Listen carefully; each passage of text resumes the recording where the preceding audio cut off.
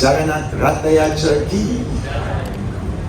So thank you for taking part in this wonderful Jagannath Ratha Yatra festival.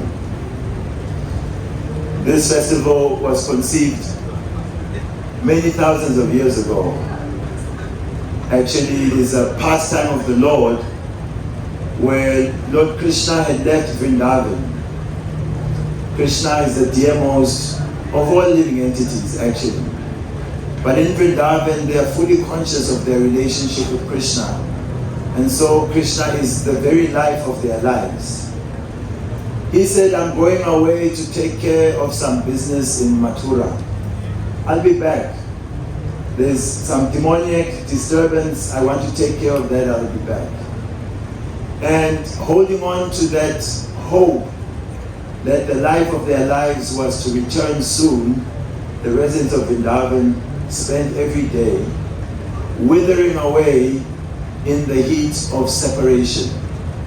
See, when the heart has a longing that cannot be fulfilled, then the temperature of the body rises.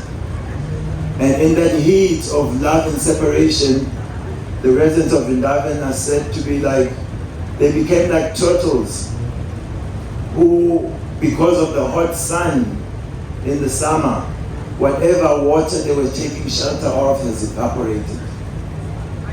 And all that is left is just the mud at the bottom of that pond.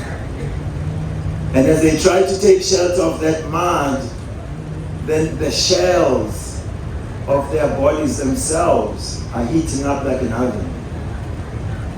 Love of God is such a powerful influence in the heart of hearts of every living being. And this festival commemorates when, after not one day or 1 week or 1 month or 1 year, 10 years, over 100 years, that Lord Krishna, who was just now going to come back, had not returned to Vrindavan.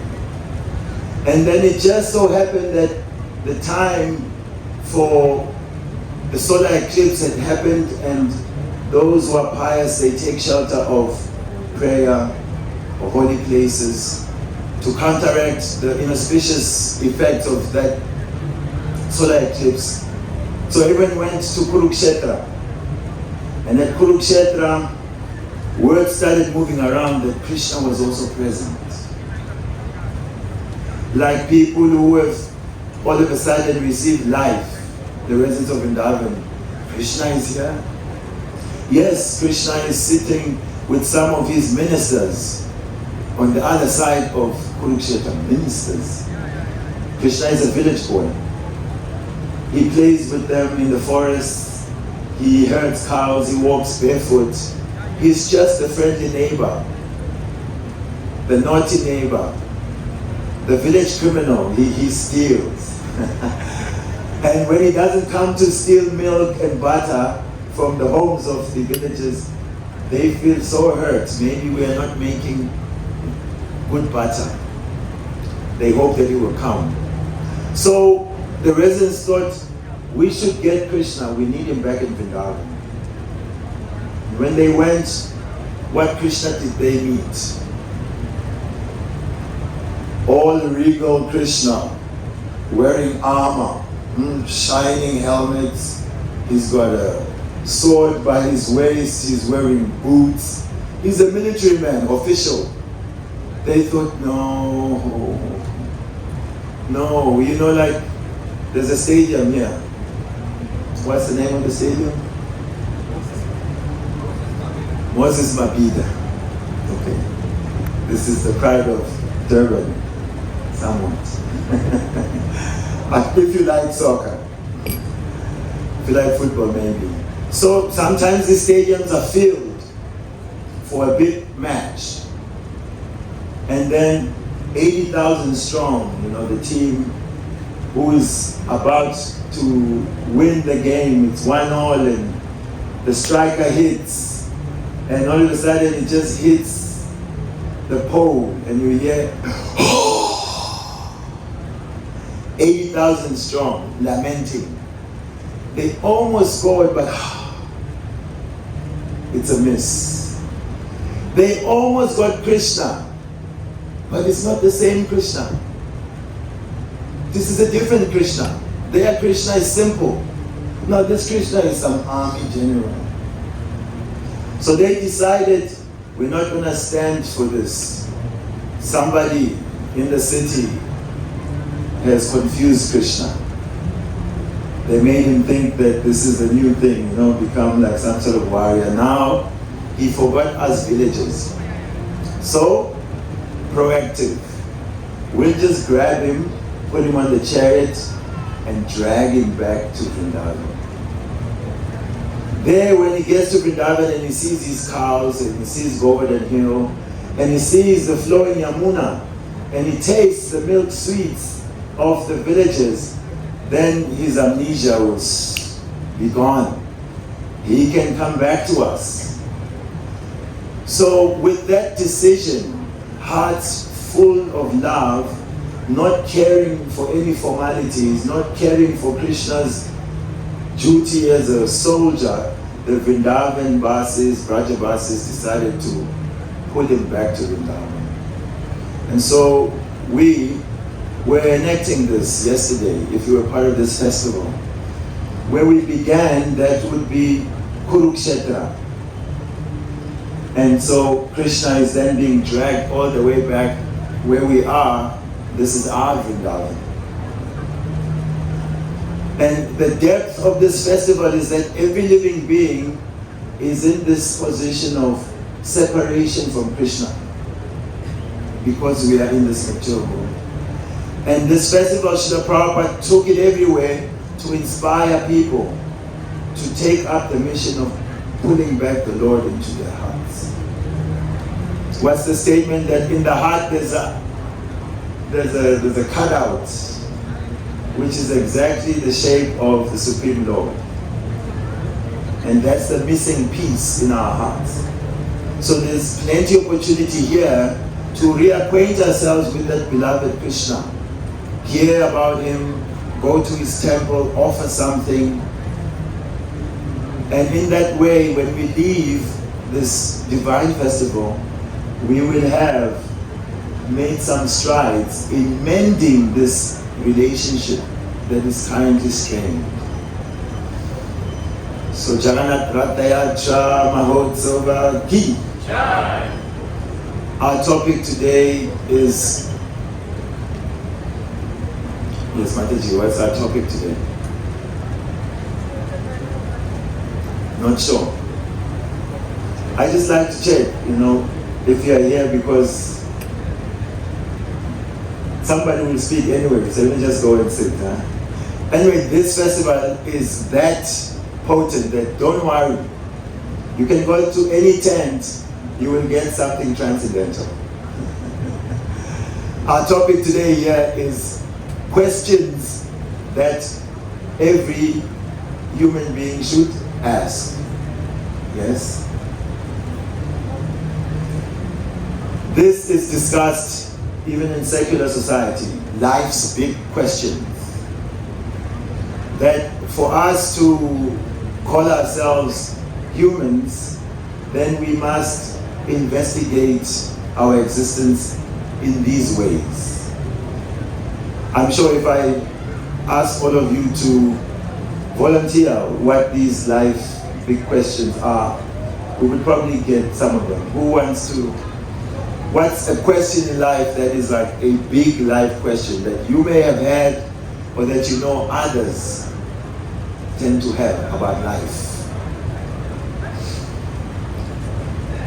Okay, she's ready now, so ladies first, yes.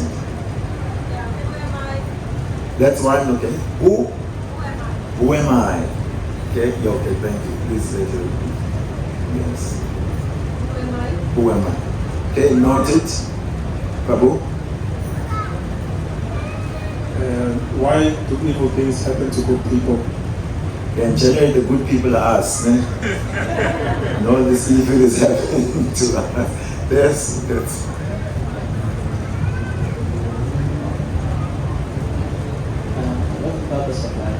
What is the purpose of life? Yes.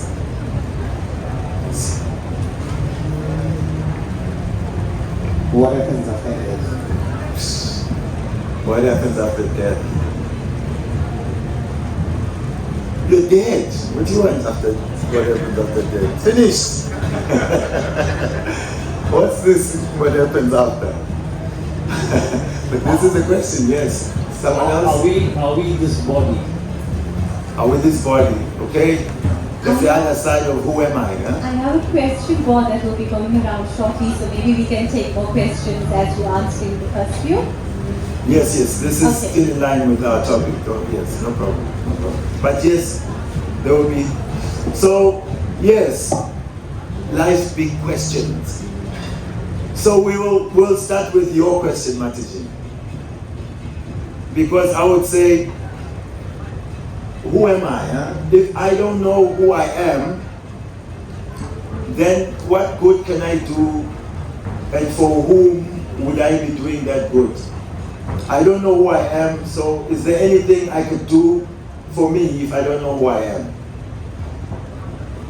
To make it more vivid, if you hear that food is meant to be put in a hole on the body, you don't know how to enjoy food. So the body has many holes. So if you don't know which hole you have to put the food in, then you're in trouble, because you will not be able to enjoy food. So if I don't know who I am, then what can I do that will benefit me? You get the picture? So this is the fundamental question. It is addressed in the first sloka of Srimad Bhagavatam. There it says, Atato Brahma Jigyasa. That now that we're in the human form of life, then we have to inquire into the nature of the absolute truth. And then in the Bhagavad Gita, Krishna deals with this by helping Arjuna to understand that as the embodied soul continuously passes through this body, from boyhood to youth to old age, similarly the soul passes into another body at death. The sober person is not bewildered by this. So there, the body is designated to be what is changing. What stays the same, the embodied soul. Now it was you when you were 2 years old, Prabhu? Or was it someone else? It was you. But then what happened to that 2-year-old body? It's changed. So someone say, no, how can it be you? Because look at you now, where your diapers and where's your...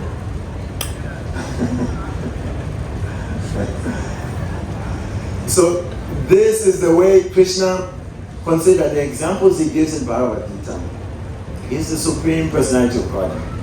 That means he has the expanse of knowledge at his disposal.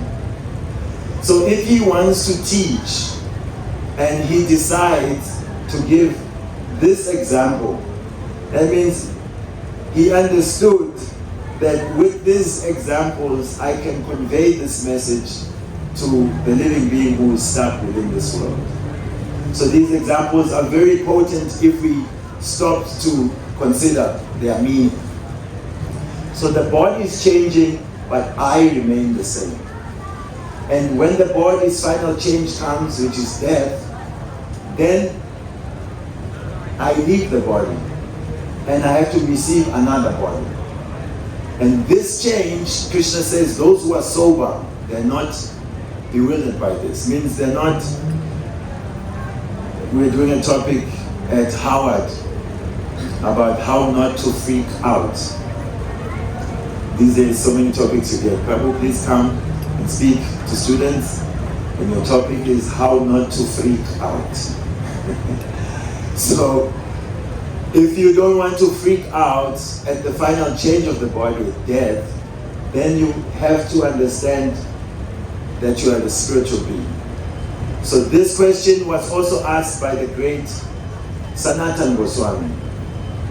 Sanatana Goswami is one of the 6 direct disciples of Sri Caitanya Mahaprabhu. He was a minister in the government of Nawab Hussain Shah, born in a Brahmin family, well educated. He spoke many languages, very competent personality, class, saintly, associate of the Lord. But when he approached Caitanya Mahaprabhu with straw between his teeth, he asked, Kayami, who am I? Kene amaya jara tapatrai. Why am I suffering from the 3 miseries of material existence? He said, my Lord, everyone is calling me a pandit. Pandita means one with enlightened consciousness, one who's a scholar, who's a knower of things. They think that I'm a pandit, and I actually accept their glorification of me as a pandit. But how am I a pandit? I don't know who am I, and I don't know why am I suffering in this material world. And Lord Caitanya said, my dear Sanatan, you are an enlightened servant of Krishna. You actually know everything. But because of your compassion, you are asking this question. Because those who are actually pandits, they are concerned with the welfare of everyone. And so this question is simply to benefit others. And because your intention is to benefit others, I will answer this question. And Lord Caitanya spoke this famous verse which explains who we are. He says, Jivera Sarupa Hoy Krishnera Nityadas. Krishnera Tatasta Shakti Veda Veda Prakash. That the living being is an eternal servant of Krishna. And he belongs to the marginal energy of the Lord. There is the internal energy of the Lord, spiritual. There is the external, which is known as the material. And marginal is spiritual, but spiritual who is prone to either being in the spiritual, internal, or the external. And then Krishna makes the example, the Lord Chaitanya, just like the ray of the sun or the spark of the fire. Each one of us are part and parcel of the big fire of the Supreme Lord, or the sun of the Supreme Lord. We are an ansa, a ray. I don't know if any of us wake up with this understanding every day. I'm an eternal servant of the Supreme Lord. I'm just like the spark of the sun, eternally servant of the Lord. Generally, that is not the case. We wake up to what I have to be doing today. There's so many things on our lists, and most of it, like first day we came to Durban, we had a Harinam when we just arrived. They picked us up from the airport and they brought us to the beach here, and we did like an hour and a half of uproarious kirtan. We got back to the temple, the devotees filled our belly with Krishna Prasadam. So the body has been spent, and then the tank is full, then you're knocked out, finished. We wake up in the morning, for a moment there you have to kind of orient yourself, like where am I? We are moving from bed to bed. You wake up, I'm in Durban, okay, this is what I'm here for, and this is what I need to do. So the living being is absorbed in this identity with this body. So if humanity were afforded this regular hearing about our eternal identity, this would greatly help humanity. Because we are focused on the temporary, and the temporary is always sneaking up on us to disappoint us. You know that every relationship will be severed because time will cut it. So when people think one life to live, then you only live once. They say YOLO. And so if you only live once, eat, drink, and be merry. Hey, you're gonna die tomorrow anyway. So when the religious or the spiritual say you have to live your life according to spiritual values, you have to control your mind and senses, people think, why waste my time when I'll die like any one of these people? I might as well enjoy my senses with whatever time I have. And with the spirit of enjoyment comes a spirit of selfishness, a spirit of personal interest, me first. And that me first spirit is why we are exploiting not only each other, also the planet. But if there's this understanding that I am an eternal part and parcel of the Supreme Lord, I have a relationship with the Lord, then we understand I belong to the Lord.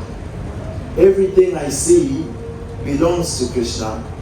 And as a servant of Krishna, I have to share it with Krishna's other parts and parcels.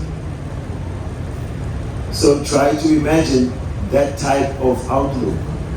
It would greatly change the face of the world. Who am I? And this is not just the Hare Krishna perspective. Most religious cultures also speak that this is not our home. There will be another question. Where am I from? People ask, where do we come from? And when we come from, it's followed by what are we supposed to do here? There was a question, what's the purpose of life? So in understanding who I am, it links to the understanding of where am I from. All great cultures speak of a non-material world, the kingdom of God. I remember growing up in the church, somehow or the other, by peer pressure I think, I ended up in the choir. Anyone here who's been in a choir, church choir? Or any choir? So choir, I think if you really enjoy singing and you have confidence that you can sing, it gives great opportunity to really harness your tool and harness it alongside others, and you can really present something beautiful in the form of music. I, on the other hand, I still don't have a singing voice like that. But my friends were there, I went. And in the choir, we were singing gospel songs. And in my young mind, I remember that they say that in heaven we will be singing these songs forever. And I was bored. These songs were they were not uplifting me in that way. I mean, I was very sinful, I still am, maybe that's the case. But I decided that no, maybe I don't want to go to heaven. Because I'm not prepared to sing these songs for eternity. And this was my thinking. I just thought, wow. No, don't count me in, The angels can do what they have to do. Me, I have to find some other thing to do forever. So I say this to say, heaven is mentioned as our home, or paradise, or the kingdom of God, or the spiritual world, Vaikuntha. Different names are given. So the spiritual spark belongs in that realm. That means this material world is incompatible with us. Srila Prabhupada gave the example of the fish. The fish is happy in water. It's got his friends, it's got whatever it's got going on there. And then comes a human being. He knows that the fish has got big eyes and he's always trying to eat something. He puts some little bait there and he thinks, food. He runs in, Fisherman says, he's come. Pulls him out. all of a sudden he can't breathe. He can't even really taste and enjoy whatever meal he tried to eat. So when that fish is pulled out of water, all his ideas of happiness, of safety, love, society, friendship are put to an end. And if someone wants to benefit that fish, what would they have to do?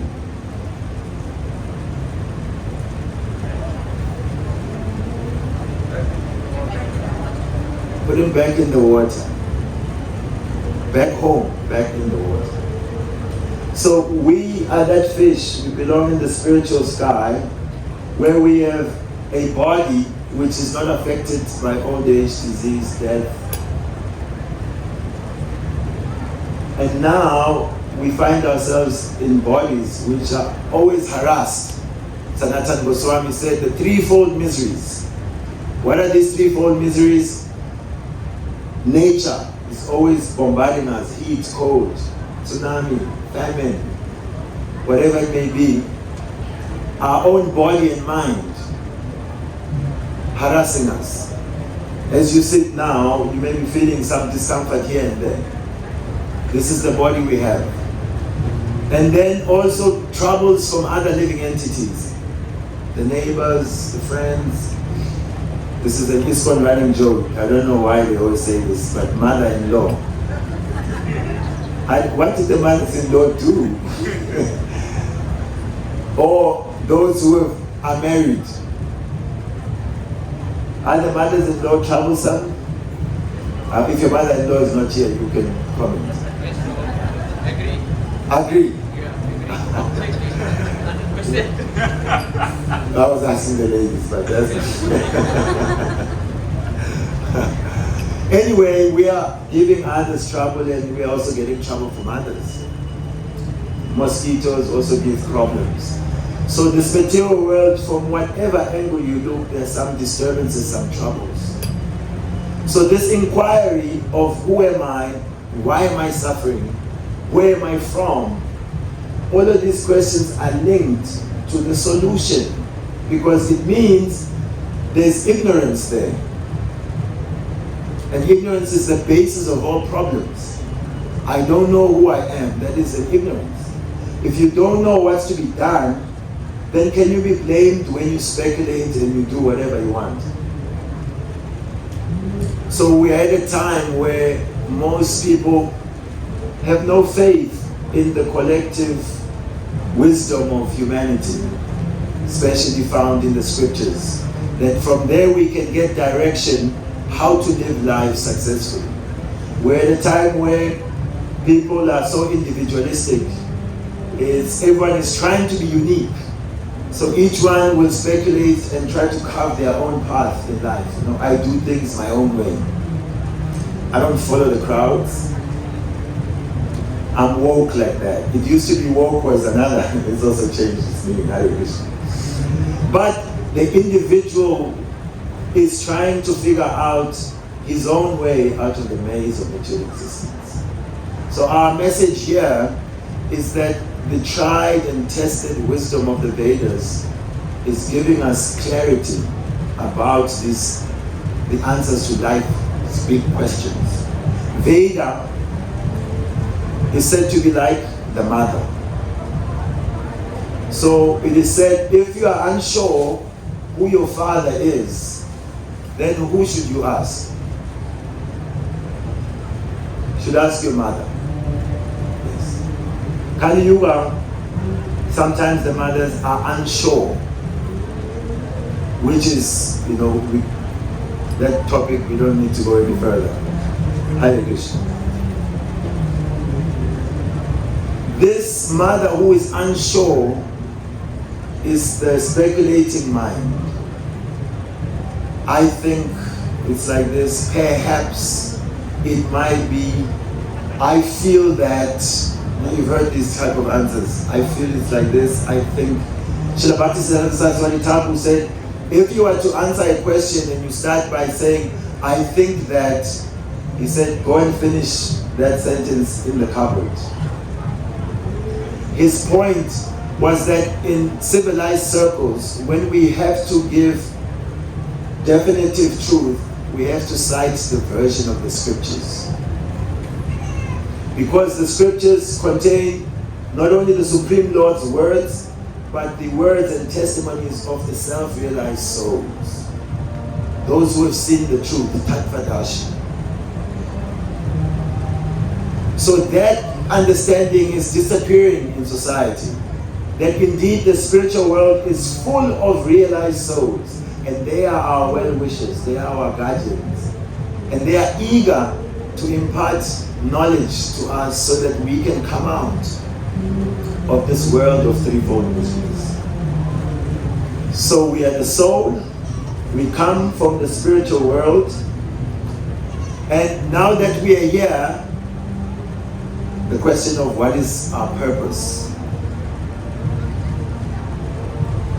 Very simple answers are given, because in Kali Yuga, although we have a high estimation of ourselves, the scriptures give a different evaluation. Prayena payusya sabya kalavasmin yuge janaha manda sumanda matayo manda bhagya yupatuntaha.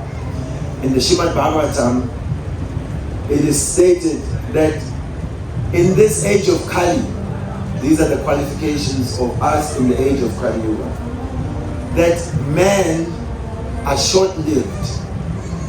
So Alpa Ayu, lifetime is very limited. It is said 100 years was the standard, but now, if you see someone at 100, it's something to write an article about. Wow, they lived that long. So we are short-lived. And then we are also quarrelsome. Can you agree? We are misguided. So we've paid so much rands for education, most of us. And you'll find that we still cannot answer this simple question, who am I? Where do I come from? But we've been educated what? In the external feature. And then we specialize. You know, some tiny slither of material knowledge. You are drilled that until you really think, wow, I'm so intelligent. You have PhD. Mahavishnu called it permanent head damage. Not to offend, PhD is a great achievement, people, really, you know. So much struggle to get a PhD. But now we're looking from the perspective of the self-realized, that you are becoming a professor of material understanding.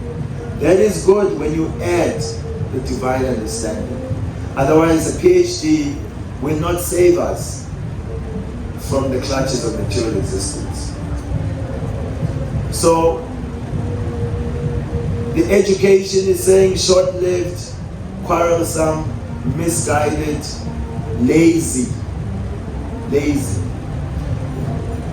Especially spiritually lazy.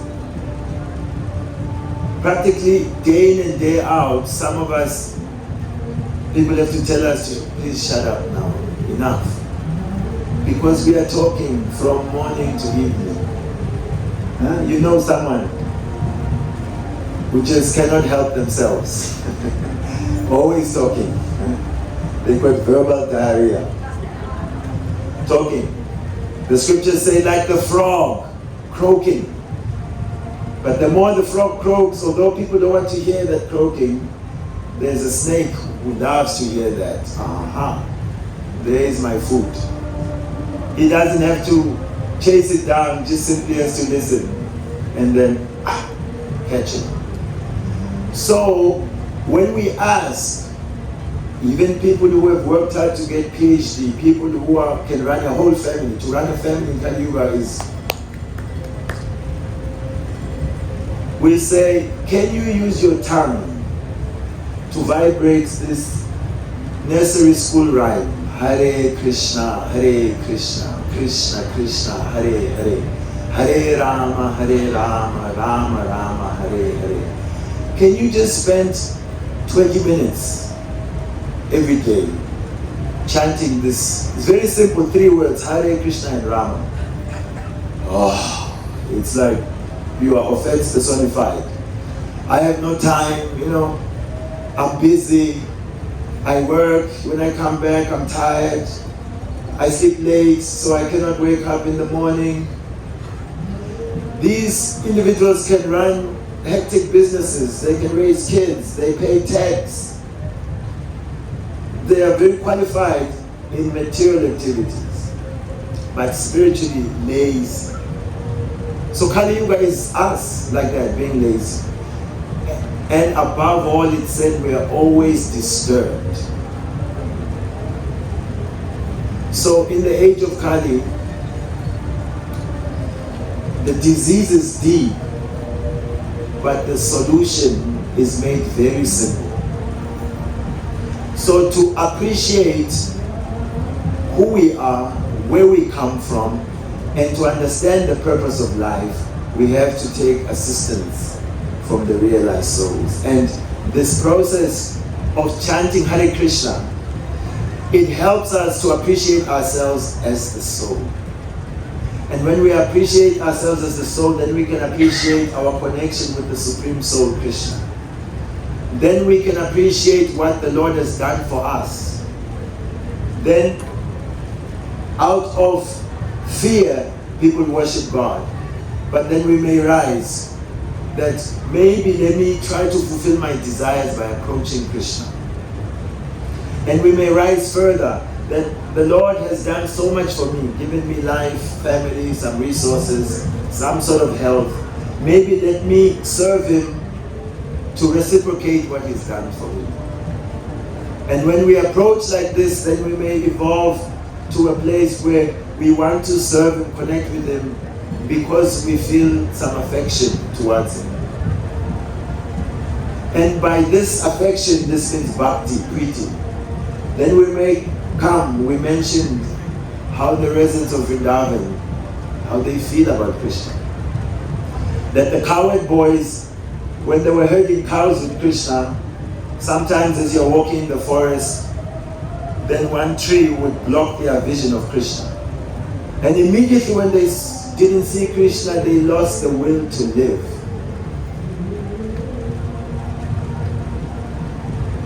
Is there anyone that you know that if you don't see them for a moment, you want to leave your body? The gopis of Vrindavan, they are cultured. They would never say anything against spiritual authorities, but they were criticizing heavily what creator has created this human body. This design is useless because they created these eyes